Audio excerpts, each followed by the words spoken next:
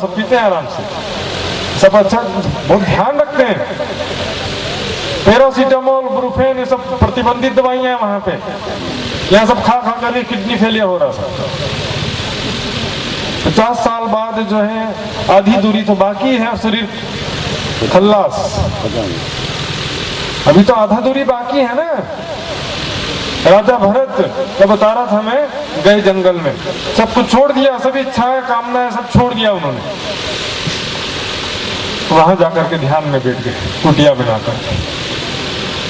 अब क्या हुआ, एक बार हिरणों का एक झुंड वहां चल रहा था, विचरण कर रहा था, तभी अचानक एक शेर ने हमला कर दिया। तो उसमें से एक हिरनी जो थी वो उसके पेट में बस बच्चा अंतिम स्थिति में था, गर्भवती थी, और भी बच्चे का जन्म नजदीक ही था उसका। इतने में शेर ने हमला कर दिया तो सभी जो है भागने लगे, सारे हिरन भागने लगे, हिरनी भी भागने लगी, और भागते भागते इतना बोझा है और व्यस्त नजदीक समय था, बच्चे को रास्ते में जन्म दे दिया और वो भी आगे जाके मर गई। और बाकी हिरन तो भाग गए और रह गया बच्चा। बच्चा मरा नहीं था। उसको राजा भरत देखते हैं, लेकिन इस बच्चे का कौन करेगा पालन पोषण, लेकर के आ गया। लेकिन बिल्कुल बच्चे की तरह से उसको खिलाने लगे, दूध पिलाया, उसको खिलाने लगे, पालने लगे, वो भी खेलने लगा। बच्चा तो सबका एक जैसे ही होता है ना, इंसान का या जानवर का, बाल स्वभाव तो सबका ही रहता है। खेलते खेलते पुराना संस्कार याद आ गया, मेरा भी बच्चा था, मैं खिलाता था सारा। वो जो है हिरन के बच्चे को जस्ट अपने बच्चे की तरह से पालने लगे। अब हिरन का बच्चा बड़ा हुआ, दूसरे हिरन का झुंड आया, उसके साथ वो चला गया। होते लड़की बड़े होंगे शादी होगा वो अलग हो जाएगा, लड़की बड़ी होगी उसकी शादी होगी वो चली जाएगी। पक्षी का पंख निकलता वो उड़ जाता, थोड़ी कोई साथ में रहता। बस मेमोरी कार्ड यहाँ पर भरा रहता है हमारा, इसको फॉर्मेट करना पड़ता है वानप्रस्थ आश्रम में।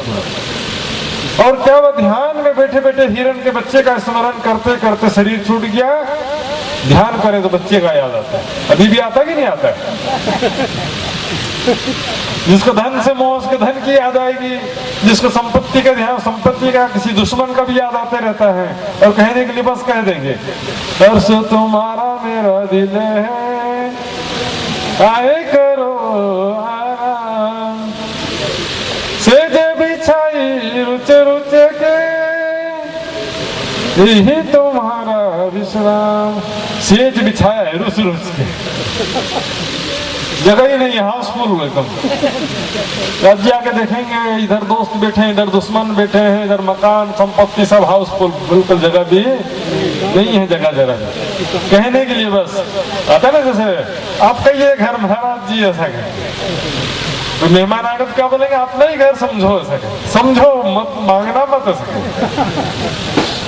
3-4 दिनों का तो अतिथि कब जाओगे, शिविर कब खत्म होगा, कहने की बात हो जाता है ना, बोलने से नहीं होता। अर्श तुम्हारा मेरा दिल है तो फिर खाली करो ना। इसी तरह से संस्कार इच्छाएं अंतिम समय में सारी बुढ़ापे में याद आती है। मैं जवानी का समय था, खाता था, पीता था, सुख भोगता था।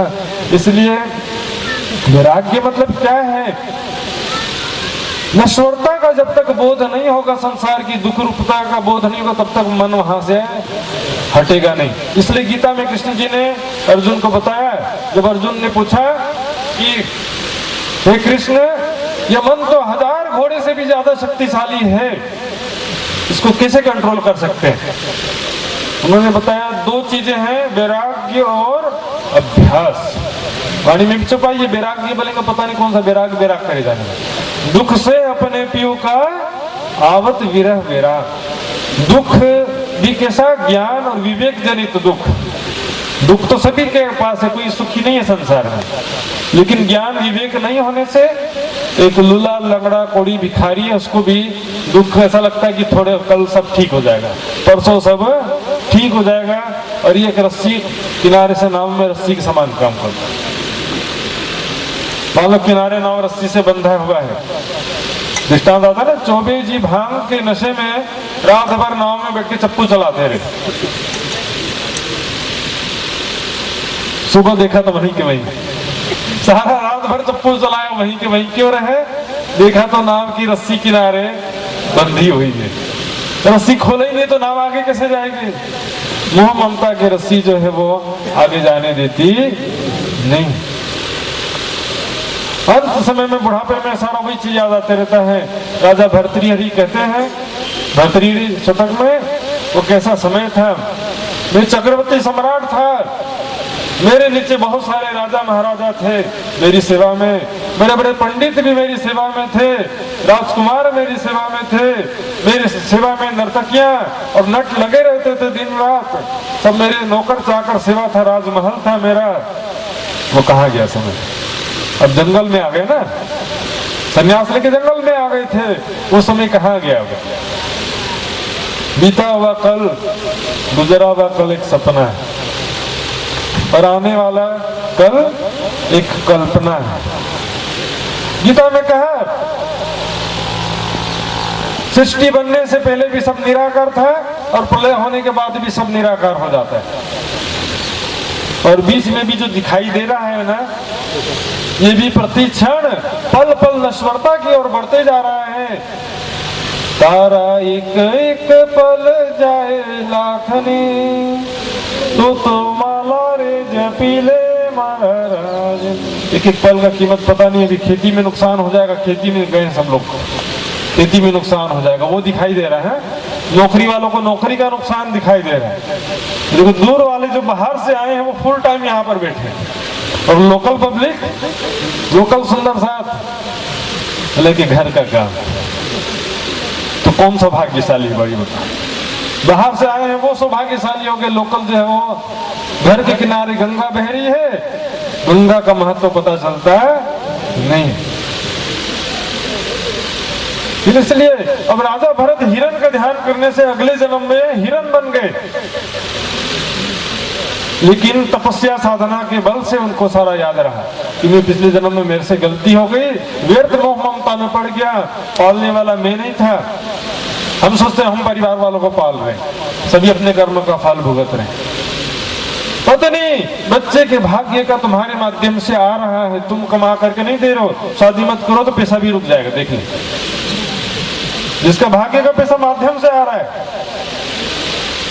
वो अलग हो जाएंगे, तो उनके भाग्य का पैसा भी अलग हो जाएगा आपके पास से।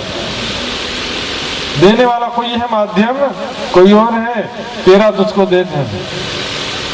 उसके बाद फिर अगले जन्म में फिर से भरत जी मनुष्य तन मिला, और उसमें मुक्ति को प्राप्त किया, वैकुंठ हो भी, क्योंकि ज्ञान नहीं था ना।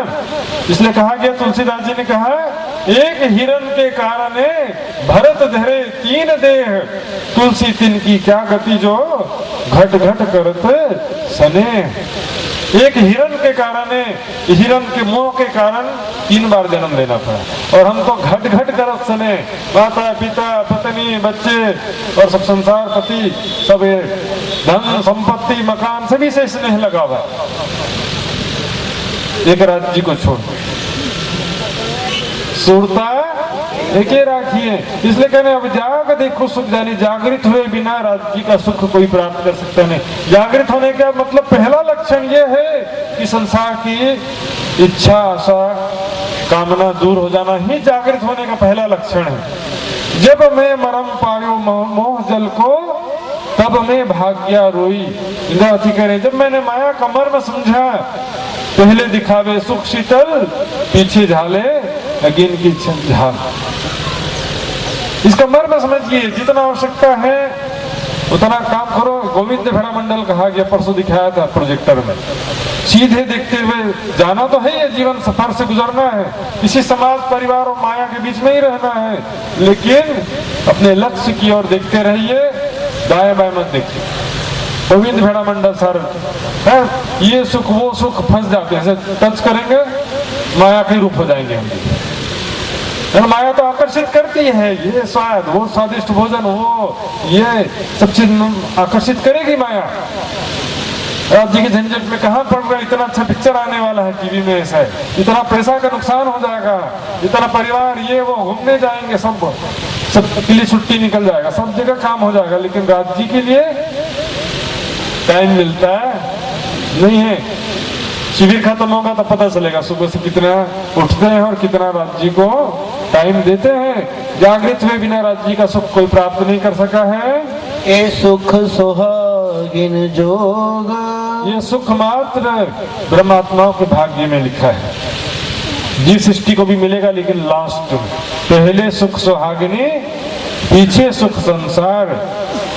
घर घर सुख हो सबको होगा, लेकिन पहले ब्रह्म सृष्टि के भाग्य में लिखा है।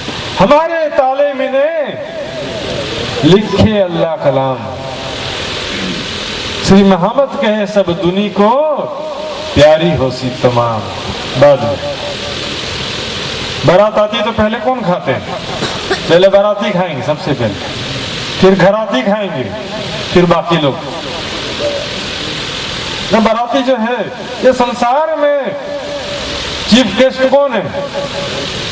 ब्रह्मात्माएं तो है ना। मुक्त देशी ब्रह्मांड को आए